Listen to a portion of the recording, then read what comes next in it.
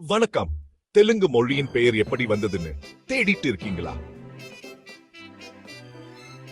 இந்த மொழி தமிழ் மொழியை போலவே ரொம்ப செழுமையானது. தமிழ் மாதிரியே தெலுங்கும் வரலாறு மற்றும் சொல்வனம் நிறைந்த ஒரு மொழியாகும். ஐரோப்பிய அறிஞர்கள் ஒரு காலத்தில் இதை ஜெண்டுன்னு கூப்பிட்டாங்க.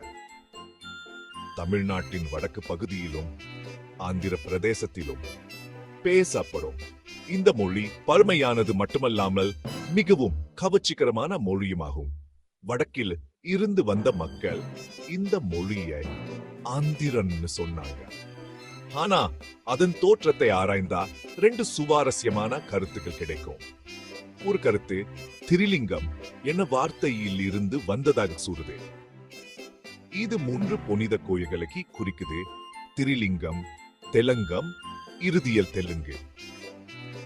இன்னொரு கருத்து தென்னுக்கு என்ன வார்த்தையுடன் தொடர்படுத்துது. இது இனிப்புன்னு அர்த்தம். அதுவே தெலுங்குன்னு மாறி நிக்குது. தெலுங்கு மொழி இந்தியாவின் 6 முக்கிய மொழிகள்ல ஒன்றாகும். இது 75 மில்லியன் மக்களா பேசப்படுகிறது. தெலுங்கு இலக்கியம் சங்காலத்திலிருந்து தொடங்கி பல்வேறு காலகட்டங்கள்ல செறிச்சு வளர்ந்து வந்துள்ளது. அதனால அடுத்த முறை நீங்க தெலுங்குன்னு கேட்கும்போது நினைச்சுக்கோங்க, அது மொழிய போலவே ட்ரூவா தன்னான கதை, ஆனா கதை நிறைந்த மொழி அது.